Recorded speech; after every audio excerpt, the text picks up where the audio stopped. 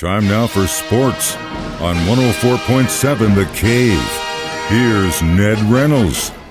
Mike, the intern, Ned Reynolds, back in the studio Thursday morning. The Cardinals had a tough game yesterday, but are they back in the winner's circle? They are, in a different manner from what the Cardinals have been accustomed to. They didn't outslug anybody this time. They win 3-0, but they outpitched the Milwaukee Brewers. Are you kidding me? Matt Liberatore, just up from the minor leagues, and very impressive. 5 innings, out 3 hits, and struck out 6, and then his pitch count was exhausted. That's how they do it these days. But the Cardinals got just enough hits to get the win, and indeed a 3-0 win and 2 out of 3 from the Brewers. So they're back now to 8 games under 500, they being the Cardinals, with the Los Angeles Dodgers coming in tonight. So it's a nice win. Very nice win for the Cardinals, 3-0, and they did it with pitching. How about that? Man, if that could start rolling for the team, then they might actually be something, but they still got one hell of a hill to climb. All right, so Missouri State had a regular season-ending series starting tonight. It's the last one in town, is that right? It is indeed. They played 3 games with Indiana State, which just so happens to be the league leader, and there is a chance that the Bears can come away with at least a share of the championship if everything breaks right for them. Indiana State's pretty good. I think the Bears are as well, 31-18 overall in the season, and assured of second place in the Missouri Valley Conference when they go to the tournament in Terre Haute next weekend. But they'd like to share first place in that.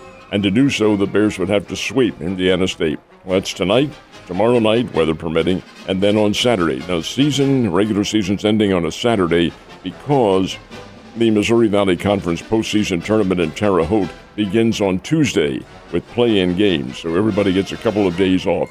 The Bears will probably not play again until next Wednesday, but we'll have to see how that bracket breaks down. But still, a series with Indiana State, and again, to prove their mettle as a pretty good baseball team. Tonight's game, 6:30, tomorrow at 6:30, then Saturday at 2. Should be good weather for a game tonight, that's for damn sure.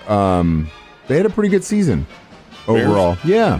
Very good season. Yeah, I mean, the last couple of years are kind of meh, but it seems like they're returning to form, which is good to see because they've always been a good team. They won the NCAA last year and made it to the semifinal round, but that was kind of by hook and crook because they got a couple of breaks in the tournament to get there. I remember. And this year they'll have to get those breaks again. Bears will be second place. They're assured of second place, and that's probably where they're going to be. NBA playoffs in the semifinals. Where are we at there, sir? Opened up in Boston last night, and the Boston Celtics had the lead for much of the game.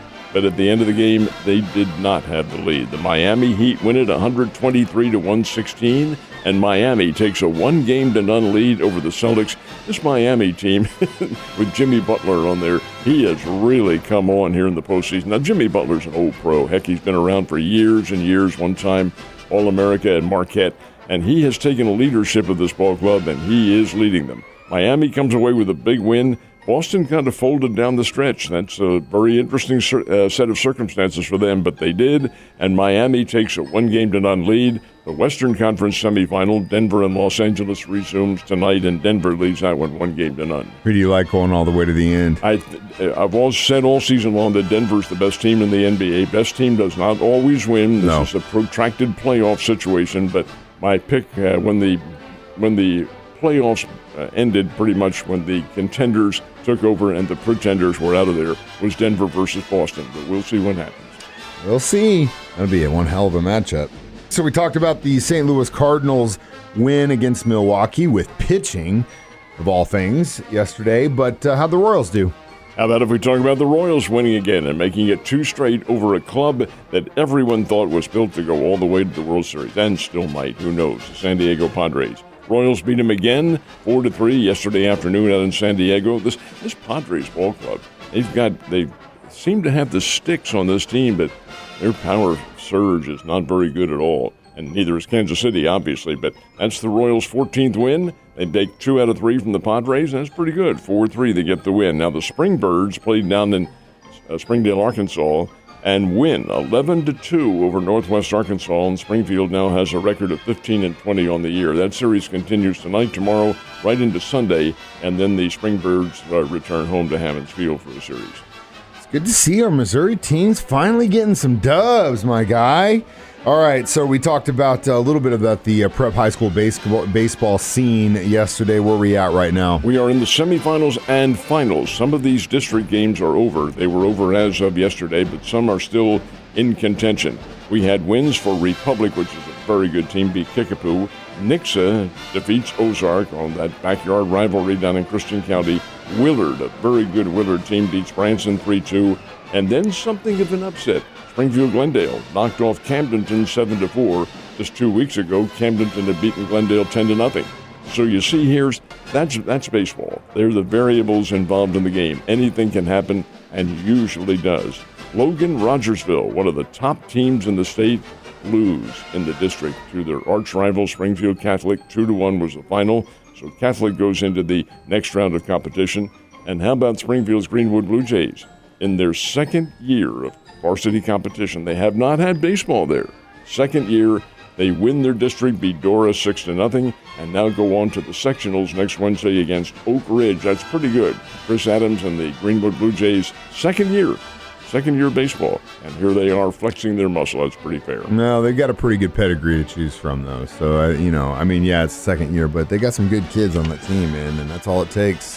When do the state championship finals begin? Well, of course, you have the sectionals and quarterfinals coming up next week, and then the championship rounds, which will be down at the new Sky Bacon Stadium. We had a whole segment about that yesterday. We did. Now, I say new. It's a new name. It's not a new stadium. It's U.S. Ballpark. But the championships will be down there. For the smaller schools, it begins on Monday, May the 29th, day after Memorial Day. That's the championships for classes 1 and 2, and that's Monday and Tuesday. Classes 3 and 4 are May 31st and June the 1st, and classes 5 and 6 are June the 2nd and 3rd. So it's all staggered through that week, but it all is a week after next, all down in Ozark. Hey, plenty of baseball up until then. Oh, yeah, and your chance to go to the new Sky Bacon Park, brother. You know why they call it Sky Bacon? I just figured it out. Their tagline, fireworks that sizzle. Oh, that's beautiful. I knew you'd like that one, Ned. Have a great day.